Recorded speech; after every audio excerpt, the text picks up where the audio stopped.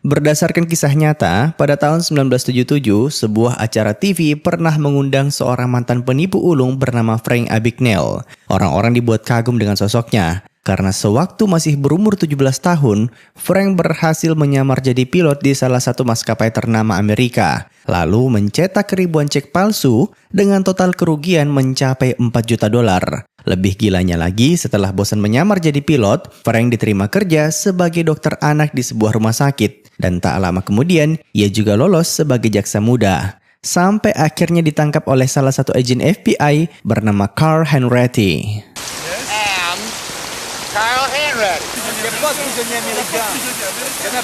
Film mundur sejenak ke tahun 1969 ketika Carl mengunjungi Frank di sebuah penjara yang terletak di Prancis. Kedatangannya ke sana tak lain untuk melihat kondisinya sekaligus membacakan putusan ekstradisi. Namun di tengah pembacaan putusan, tiba-tiba Frank tak berhenti minta tolong. Kondisi kesehatannya memang cukup memprihatinkan hingga akhirnya ia pun jatuh pingsan.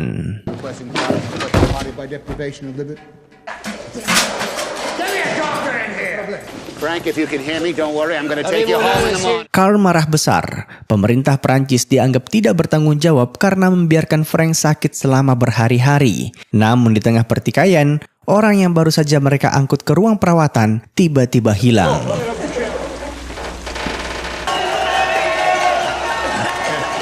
Di tengah nafasnya yang sudah terbata-bata, Frank masih saja mencoba melarikan diri. Dengan kondisi tubuh seperti itu, para penjaga tak perlu bersusah payah dalam mengejarnya. Dan ketika sudah tak sanggup untuk berjalan, pada akhirnya Frank hanya bisa pasrah akan takdirnya. Let's go home. Film kembali mundur sejenak, lebih tepatnya 6 tahun sebelum Frank ditangkap. Kala itu, ia masih remaja polos yang sedang menemani ayahnya dalam sebuah acara penghargaan bagi para veteran perang. Frank muda sangat mengidolakan ayahnya. Selain sukses dalam berbisnis, Tuan Abigail adalah sosok yang sangat penyayang.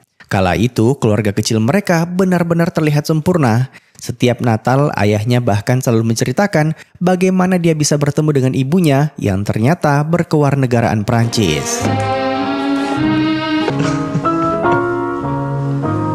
Di suatu pagi, Frank tiba-tiba diajak ayahnya pergi ke toko jas. Sayangnya begitu mereka tiba di sana, salah satu pegawai bersikeras kalau tempat tersebut bukanya jam 10.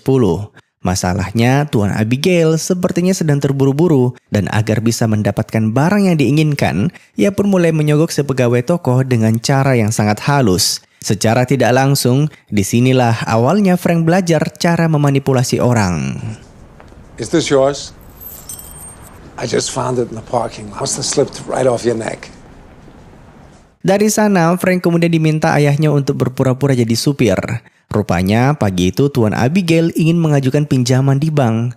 Kalian mungkin bertanya, bukankah keluarganya kaya raya? Lalu kenapa tiba-tiba minjam ke bank? Ternyata baru-baru ini, semua aset mereka disita oleh pemerintah akibat terbukti melakukan penggelapan pajak. Kacaunya lagi, sekali berurusan dengan instansi tersebut, tak satupun bank yang mau memberikan pinjaman. Padahal bisnisnya lagi butuh suntikan dana. Untuk bertahan hidup, perlahan keluarga Frank harus menjual semua aset mereka, mulai dari mobil, rumah, dan sebagainya.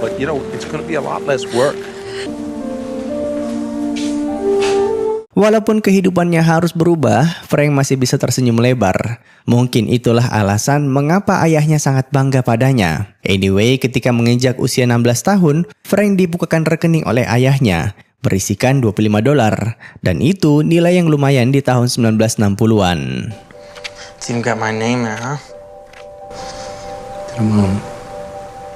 Karena ayahnya kehabisan dana, Frank terpaksa melanjutkan pendidikannya di sekolah negeri. Ini merupakan tantangan besar baginya karena tak sedikit anak pindahan yang menjadi korban bully. Dan benar saja, kekhawatirannya itu menjadi kenyataan. Tapi bukannya melawan seperti anak remaja pada umumnya, pagi itu Frank malah nekat menyamar jadi guru pengganti. Penampilannya yang rapih serta rasa percaya diri yang sempurna langsung berhasil menipu semua temannya. Tanpa harus menggunakan kekerasan, ia berhasil mempermalukan murid yang telah membulinya tadi. Sialnya, tak lama kemudian, guru yang asli datang. Untungnya, wanita tua itu hanya guru pengganti. Alhasil, sekali lagi, Frank berhasil memanipulasi situasi. And read conversation number 5. They said they needed a sub for Roberta. I always sub for Roberto. Excuse me, why aren't you reading? Seminggu kemudian, kedua orang tua Frank dipanggil menghadap. Berdasarkan keterangan sang kepala sekolah, Frank rupanya berhasil menyamar jadi guru pengganti selama 1 minggu. Gilanya, selama menyamar, ia sempat mengadakan pertemuan dengan orang tua murid dan diam-diam merencanakan study tour ke Perancis. Disinilah kita menyadari ada yang aneh dari anak ini. Entah kenapa, tapi dia seakan-akan merasa tak bersalah atas tindakannya. Bahkan ketika orang tuanya sedang asik berbincang dengan sang kepala sekolah, di luar sana ia malah mengajari teman kelasnya cara memalsukan surat keterangan sakit. Yes. It's a note from my mom. I have a doctor's appointment. If it's real, where's the crease? Singkat cerita, di suatu siang, saat pulang dari sekolah, Frank tak sengaja memergoki ibunya berduaan dengan teman ayahnya di kamar. Bilangnya sih cuman bertamu, tapi tentu saja Frank tak sebodoh itu. Namun saking syoknya, ia hanya bisa diam 1000 bahasa. Di lain sisi, si ibu yang panik mulai memutar otak supaya anaknya tak buka mulut. Do you need some money, Frankie? Oh, that. Frank kecewa dan marah besar dengan ibunya. Namun ia pikir mungkin kesalahan itu tak akan terulang kedua kalinya. Tapi beberapa hari kemudian, ia kembali menemukan pria asing di rumahnya. Awalnya Frank mengira ibunya kembali selingkuh. Tapi ternyata ini lebih buruk dari yang dia bayangkan. Karena pria tersebut adalah seorang pengacara. Siang itu, kedua orang tua Frank sepakat untuk bercerai. Dan sebagai anak yang belum mencapai usia 18 tahun, ia diminta untuk memilih apakah akan tinggal bersama ibu atau ayahnya. This will all be over. It's gonna be okay. Not a test. There's no wrong answer. Dibanding menyaksikan orang tuanya bercerai, Frank memilih kabur keluar kota. Bermodalkan uang $25 di rekeningnya, ia pun mulai merantau. Tapi tentu saja cepat atau lambat tabungannya mulai menipis sampai membuatnya diusir dari penginapan. Saat itu terjadi, ia pun iseng memalsukan identitasnya dan membuat cek palsu. Tapi siapa yang menyangka dari sana ia berhasil mendapatkan sejumlah uang. Namun tentu saja hal itu hanya terjadi sekali. Selebihnya Frank tak berhenti mengalami penolakan. Usianya yang masih muda dan penampilannya yang kurang meyakinkan membuat bank ragu untuk mencairkan cek palsunya. We're not allowed to cash checks from other banks. Well, you see, it's my grandmother's birthday next week, and Not allowed to take checks from people we don't know. Saat sudah hampir putus asa, Frank tak sengaja melihat beberapa pilot yang turun dari mobil. Mereka dikelilingi oleh wanita cantik dan sangat disegani oleh orang-orang. Saat itu juga, Frank langsung terbersit sebuah ide. Hello, I'm Frank Black. you're the young man who's writing the article for the school paper. Dengan berpura-pura sebagai wartawan sekolah, Frank berhasil mewawancarai salah satu pilot ternama di Amerika. Tapi tentu saja, pertanyaan yang ia ajukan bukan seperti orang pada umumnya, melainkan lebih mengarah ke apa yang membedakan antara pilot palsu dan sungguhan. One of his airline personnel badge looks just like this one here. Do you think I can make a copy of this to put into my article? The only way to get one of those is become a real live pilot for Pan American. Wawancara kemarin berjalan mulus. Sekarang ia cukup memutar otak agar bisa mendapatkan seragam pilotnya. Frank kembali menemukan sebuah celah. Ternyata hampir semua pilot pernah kehilangan seragamnya saat di laundry. Sehingga pihak maskapai sudah menyiapkan penjahit khusus untuk menggantinya dengan yang baru. It's going to be $164. You'll have to fill in your employee ID number and then... Even better. Di zaman sekarang, profesi pilot dianggap prestisius, apalagi di tahun 60-an. Pantas saja semua mata tertuju pada Frank. Anyway, tujuan utama dari penyamarannya ini sebenarnya tak lain agar bank mau mencarikan cek palsunya. Sejak saat itu, tak satupun pegawai bank yang berani mempertanyakan kredibilitasnya. Uniknya, seiring berjalannya waktu, Frank mulai menemukan celah perbankan, sehingga nominal yang dia cairkan juga semakin besar. Please get in touch with Joanna Carlton from the 10th.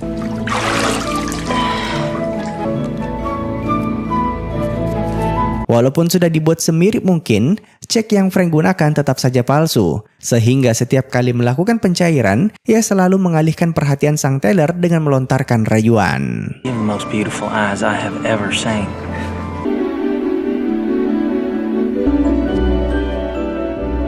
Nah, di suatu waktu, Frank iseng datang ke bandara untuk mencairkan slip gaji palsunya. Tapi karena penampilannya sebagai pilot sangat meyakinkan, si pegawai sampai mengira Frank adalah pilot Pan Am yang ingin menumpang terbang ke kota lain. Kebetulan mereka memang punya program terbang gratis untuk krunya. Uniknya, selama ini Frank belum pernah naik pesawat. Dan sekalinya terbang, dia malah dipersilahkan untuk duduk di ruang kokpit. Taylor, Pan Am, thanks for giving me a lift, boys. Equipment you on, DC-8? 707. Positive rate. Gear up. Walaupun kabur dari rumah, Frank selalu mengirimkan surat ke ayahnya, mengabarkan bahwa saat ini dirinya sudah diterima kerja jadi pilot di salah satu maskapai ternama Amerika. Tentu saja orang tua mana yang tidak bangga jika anaknya berhasil hidup mandiri.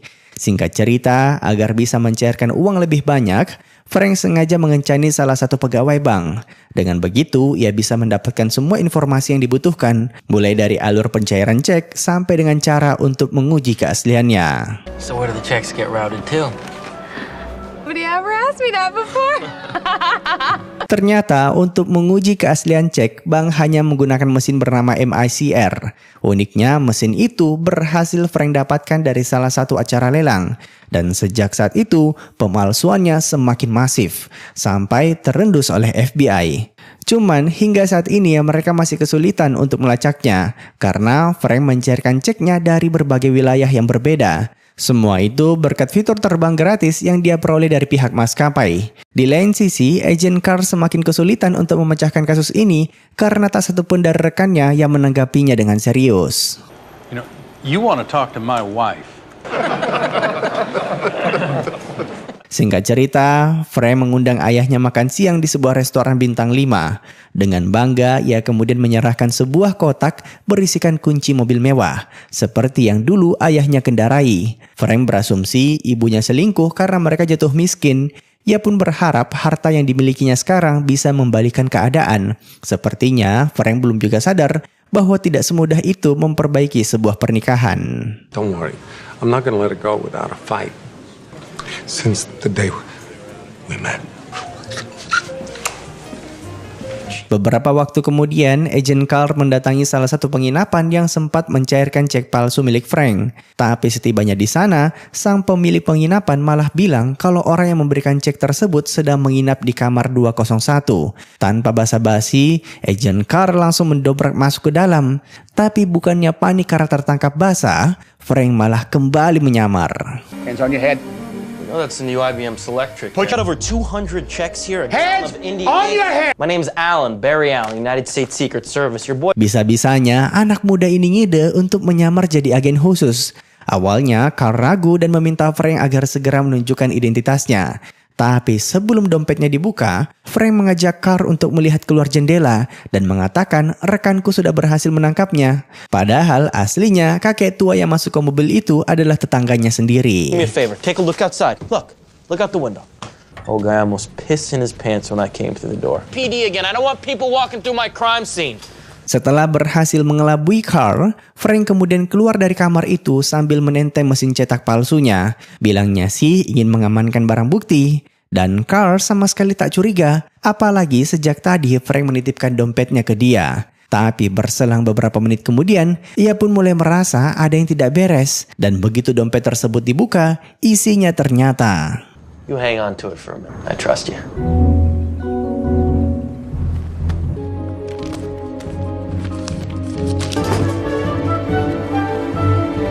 Insiden tadi benar-benar memalukan. Carr sampai dihina atasannya karena dianggap tak mampu menangkap seorang anak berandalan.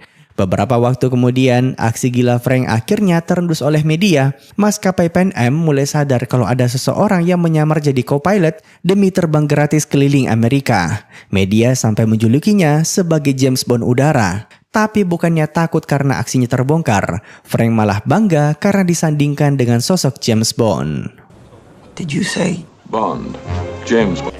Now you sure this is the suit, right? Jas mahal sampai mobil mewah layaknya James Bond Frank coba koleksi. Dengan jumlah uang di kantongnya, ia ingin merasakan bagaimana kehidupan seorang agen khusus layaknya di film-film. Frank bahkan sampai menyewa model cantik untuk menemaninya malam itu. $1,000. Walaupun sudah mendapatkan semua kemewahan dunia, sepertinya Frank masih merasa ada yang hilang di hatinya. Tepat saat malam Natal, ia pun menelpon Agent Carl untuk meminta maaf. Namun siapa yang menyangka, di akhir percakapan, tiba-tiba sang agent mengatakan sesuatu yang sebenarnya menjadi jawaban tentang apa yang hilang dari hati Frank selama ini. You didn't call just to apologize, did you? You have no one else to call.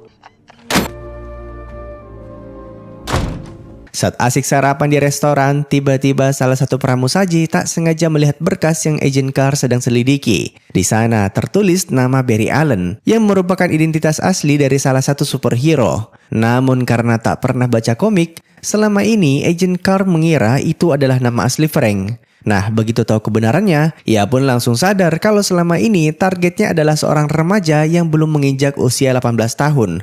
Pantas saja sidik jarinya belum masuk database kepolisian.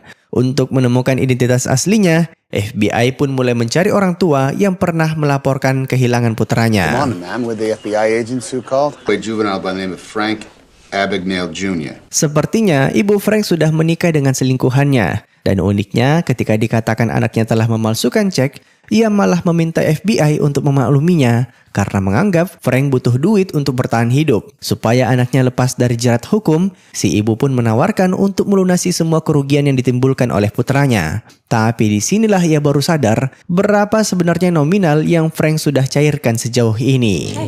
Wait, I'm sure we can take care of that. So far, it's about $1.3 million. Setelah mengumpulkan banyak uang, Frank sudah jarang menyamar jadi pilot. Dan siang itu ketika sedang berkunjung ke sebuah rumah sakit, ia tak sengaja berkenalan dengan seorang suster muda bernama Brenda. Terlihat gadis itu tak berhenti menangis setelah diomeli habis-habisan oleh atasannya. Dan untuk menenangkannya, Frank mulai melontarkan berbagai rayuan. Kocaknya, di ujung percakapan, tiba-tiba Frank nanya apakah ada lowongan kerja di rumah sakit tersebut. Karena kebetulan dia adalah seorang dokter. Do you know if they're hiring here at the hospital? What do you want to do? I'm a doctor.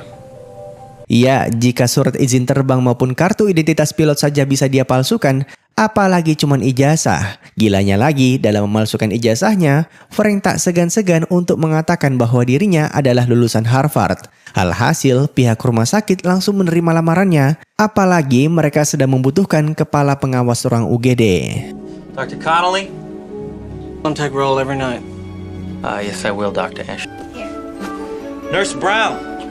Untuk menyempurnakan penyamarannya, Frank tentu saja harus menghafal banyak istilah kedokteran. Untung saja kala itu ada banyak film dokumenter yang bisa dia jadikan sebagai referensi. Namun tetap saja jabatannya saat ini benar-benar berisiko, karena nyawa pasien bergantung padanya. Walaupun tak harus turun langsung, paling tidak sebagai kepala pengawas, umumnya Frank diminta untuk memutuskan tindakan apa yang tepat untuk pasiennya. Good. I think we should take an x-ray then stitch him out. You don't seem to have much need for me.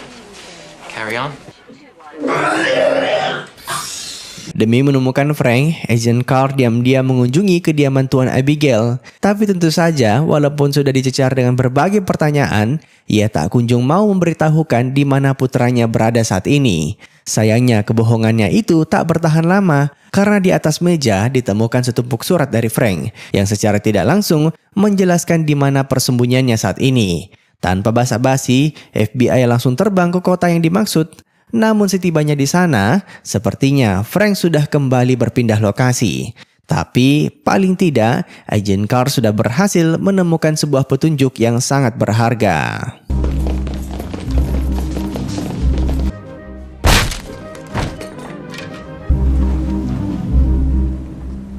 Semenjak kerja di rumah sakit, Frank jatuh cinta sama Brenda. Walaupun hanya seorang perawat, gadis muda ini ternyata berasal dari keluarga konglomerat nan taat agama. Namun karena pernah melakukan aborsi, ia pun diusir dari rumahnya dan baru diizinkan pulang jika berhasil bertunangan dengan pria baik-baik. Yang tak lain adalah Frank. Orang tua mana coba yang tidak senang dapat calon menantu dokter. Kocaknya, pas perkenalan sama keluarga kekasihnya, Frank malah tiba-tiba bilang ingin beralih profesi menjadi pengacara. Kebetulan dulu pernah sekolah hukum. I went to medical school. I passed the bar in California. Berkeley, oh my gosh, isn't that where you went, Daddy? Could he please? Could he come work with you, please? Saat berduaan di ruang kerja, ayah Brenda meminta Frank untuk jujur. Dan karena sudah muak dengan penyamarannya sendiri, dengan rendah hati, Frank pun mengakui semuanya, bahwa dia bukan dokter, pengacara maupun pilot. Tapi pengakuannya itu ujung-ujungnya malah dianggap hanya kiasan sebagai bentuk ketulusan cintanya ke Brenda dan tanpa disengaja berhasil meluluhkan hati calon mertuanya. You know what you are. You're romantic. So go ahead, Frank. Ayah Brenda adalah seorang jaksa dan Frank pada akhirnya bekerja sebagai asistennya. Namun sampai sekarang, Agent Carr tak berhenti bertanya-tanya bagaimana bisa Frank diterima kerja di sana. Bukankah seseorang harus lulus ujian pengacara dulu baru boleh ikut beracara di pengadilan? Namun jika ijazah Harvard saja bisa dia palsukan, kira-kira tipu muslihat apa lagi yang Frank lakukan hingga bisa lolos ujian pengacara? How did you cheat on the bar exam in Louisiana? You may have to declare and I'll tell you. I'm gonna figure it out sooner or later. Selama menjadi asisten jaksa, Frank tinggal di rumah calon mertuanya. Disinilah ia bisa kembali merasakan hangatnya keluarga, percis seperti yang pernah dia miliki di masa lalu. Dalam hati kecilnya, Frank selalu berharap keluarganya bisa kembali utuh. Untuk itulah ia kemudian berencana mengadakan pesta pernikahan semewah mungkin, lalu mengundang kedua orang tuanya untuk datang. Berharap mereka bisa kembali bersama jika dipertemukan di tempat dan waktu yang tepat. Karena terus-terusan memaksakan kehendaknya, dengan berat hati, ayah Frank memberitahukan bahwa ibunya sudah menikah lagi. Dad, why don't you call her right now here? Mother's married now to my friend Jack Barnes. They have a house. Kabar itu seketika menghancurkan semua harapan Frank. Yang lebih menyakitkan, kini ia harus melihat ayahnya melanjutkan hidup seorang diri. Singkat cerita, tepat saat malam Natal, Frank kembali menelpon Agent Carr untuk menyampaikan bahwa dirinya sudah bertaubat dan ingin memulai hidup baru tanpa berbuat kriminal. Maka dari itu, ia berharap FBI bisa menutup kasusnya. Tentu saja permintaannya itu terlalu naif. Bagaimana mungkin seseorang bisa bebas begitu saja setelah menipu ratusan bank? Please leave me alone, Carl. I can't stop. It's my job. Secara tidak sengaja, Frank tadi sempat keceplosan dan bilang mau menikah. Ini merupakan petunjuk besar bagi Agent Carr. Dia percaya sampai saat ini Frank masih memakai nama samarannya sewaktu jadi dokter. Jadi FBI cukup mencari berita soal pesta pertunangan atas namanya. Dengan jumlah uang yang dia kantongi saat ini, pastilah undangannya akan dimuat di berbagai koran. Dan benar saja, malam saat acara berlangsung, FBI akhirnya berhasil menemukannya. Carl, hand ready. FBI, this is Agent Sandersky. What's wrong? Frank yang panik segera berkemas dan mengajak kekasihnya untuk kabur ke luar negeri. Namun Brenda yang tak tahu apa-apa terlihat kebingungan. Tentu saja dia syok begitu tahu tunangannya ternyata seorang penipu sekaligus buron FBI. You're not a Lutheran? Frank, stop teasing me. Do you love me, Brenda? You love me. Walaupun sudah tahu kebenarannya, Brenda sepertinya masih bersedia untuk melanjutkan hubungan mereka. Dan agar bisa lari dari kejaran FBI, Frank terpaksa kabur duluan. Sedangkan kekasihnya diminta untuk menyusulnya 2 hari lagi. Di lain sisi, Agent Carr terlambat menangkap Frank karena sejak tadi mengira ia bersembunyi di antara banyaknya tamu. Dan begitu masuk ke dalam rumah, ia hanya menemukan sosok Brenda. 2 hari kemudian, sesuai janjinya, Brenda menyusul Frank ke bandara. Mereka berencana kabur ke luar negeri. Sejak tadi, Frank sudah menantikan kedatangannya. Namun saat akan mendekat, ia pun menyadari kalau kekasihnya ternyata telah berkhianat dan diam-diam bekerja sama dengan FBI.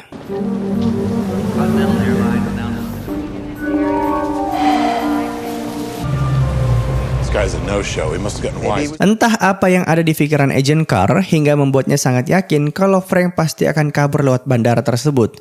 Makanya mulai saat itu FBI dibantu kepolisian akan mengawasi tempat tersebut 24 jam non-stop.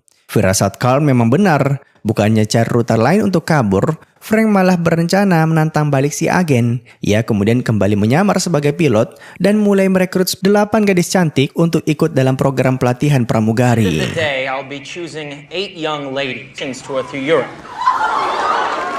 Mudah sekali bagi Frank untuk menipu gadis-gadis ini. Di lain sisi, membiayai mereka liburan ke luar negeri juga bukan masalah baginya. Karena kalian lihat sendiri kemarin, uangnya masih ada 2 koper full. Singkat cerita, begitu persiapan selesai, waktunya eksekusi.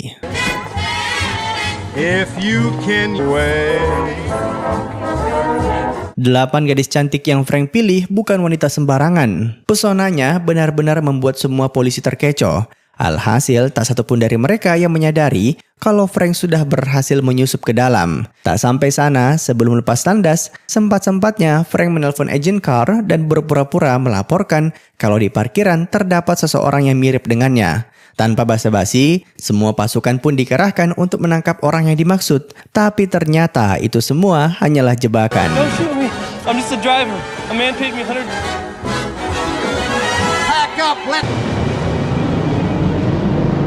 Selama di luar negeri, Frank kembali melakukan banyak pemalsuan. Gilanya, aksinya kali ini benar-benar rapih, sampai pihak bank dari berbagai belahan dunia tak bisa menemukan kekurangan dari cek palsu yang dia terbitkan. Walau demikian, agent Carr tak bisa berbuat apa-apa, karena pimpinannya tak kunjung mengizinkannya untuk terbang ke luar negeri. I'm sorry, Carl. If you couldn't catch him here, you're not going to catch him there. Saat sudah hampir putus asa, agent Carr akhirnya menyadari bahwa cek palsu yang selama ini Frank cetak sebenarnya memang asli, sebagaimana yang resmi digunakan oleh bank. Dan berdasarkan keterangan ahli, barang tersebut sejatinya hanya diproduksi oleh 2 negara, yaitu Jerman dan Perancis. Begitu mendengar kata Perancis, Carr langsung teringat kalau keluarga ibu Frank berasal dari sana. Tak menutup kemungkinan saat ini dia bersembunyi di dekat rumah kerabatnya.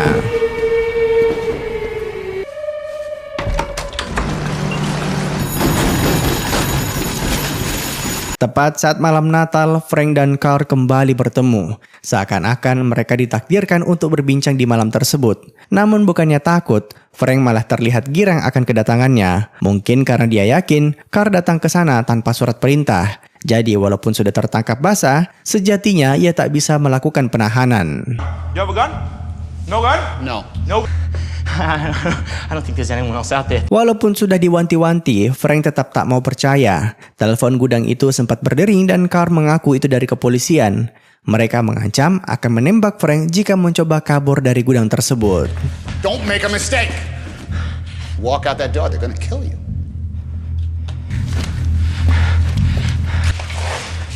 You swear? Setelah Carr mengucapkan kata sumpah, barulah Frank percaya akan semua peringatan yang dia lontarkan. Demi keselamatannya, ia pun mengenakan borgol yang diberikan. Tapi begitu mereka keluar dari gedung, ternyata tak satupun polisi yang berjaga di sana. Awalnya, Frank mengira Carl telah berdusta. Namun sesaat kemudian, puluhan polisi Prancis datang untuk membawanya pergi. Dan inilah alasan mengapa Frank ditahan di Prancis selama 2 tahun sebelum akhirnya diekstradisi ke Amerika.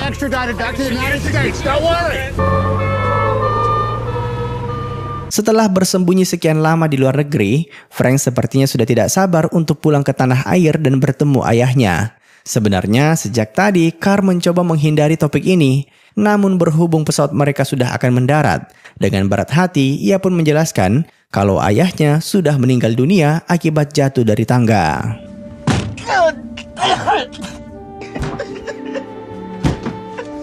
Agent Carr bersama rekan-rekannya mencoba membujuk Frank agar segera keluar dari kamar mandi. Namun begitu mereka menerobos masuk ke dalam, ternyata ia sudah kembali berhasil melarikan diri lewat celah di bawah kloset. Dan begitu pesawat mendarat, Frank langsung kabur menuju kediaman ibunya. Jack Frost nipping at your nose. And folks dressed. Di sini akhirnya kita sadar bahwa sebenarnya Frank bukan kabur karena takut dipenjara, melainkan untuk melihat kondisi ibunya setelah ditinggal mati oleh ayahnya. Ia berharap si ibu merasakan kehilangan yang sama seperti dirinya, namun ternyata sebaliknya. Hidupnya baik-baik saja, bahkan telah dikaruniai seorang putri. Pemandangan ini benar-benar menyayat hati. Tak lama kemudian FBI datang, dan bukannya kabur, Frank malah meminta mereka agar segera membawanya pergi dari tempat tersebut. Carl, get me in the car, please. Karena masih remaja sewaktu menjalankan aksinya, pengadilan hanya menjatuhkan hukuman 12 tahun penjara bagi Frank. Selama ditahan, sesekali Carr datang berkunjung untuk memastikan kondisinya. Di tengah kunjungan, ia sempat menyinggung soal kasus pemalsuan yang saat ini sedang dia tangani. FBI sepertinya kesulitan untuk mencari si pelaku. Namun cukup sekali lihat, Frank malah berhasil menebak siapa pemalsu cek tersebut. Say again. It's definitely a teller, Carl. See, they go first. Beberapa waktu kemudian, Carr kembali berkunjung. Namun kali ini ia datang bersama atasannya untuk menguji kemampuan Frank dalam menilai cek palsu yang mereka bawa. Sesuai dugaan, bocah ini memang punya keahlian yang akan sangat berguna jika diarahkan ke jalan yang benar. Makanya dibanding menghabiskan hidupnya di penjara, FBI langsung merekrutnya. Hi, I'm Frank Abagnale. Di hari pertamanya kerja, orang-orang di kantor tak berhenti memandangi Frank. Bagaimana tidak, beberapa tahun terakhir mereka menghabiskan waktunya untuk mengejar bocah ini. Tapi ujung-ujungnya, kini mereka berada di ruangan yang sama dengannya. I mean, how long? Every day, Frank, till we let you go. Kerja kantoran sungguh membosankan. Apalagi bagi anak muda yang punya jiwa petualang seperti Frank. Beberapa kali ia meminta agar Carr membawanya dinas keluar kota, namun permintaannya ditolak. Rasa jenuh yang memuncak akhirnya membuatnya berencana kabur ke luar negeri. Tapi anehnya, agen Carr seakan sudah bisa menebak kalau hal itu akan terjadi.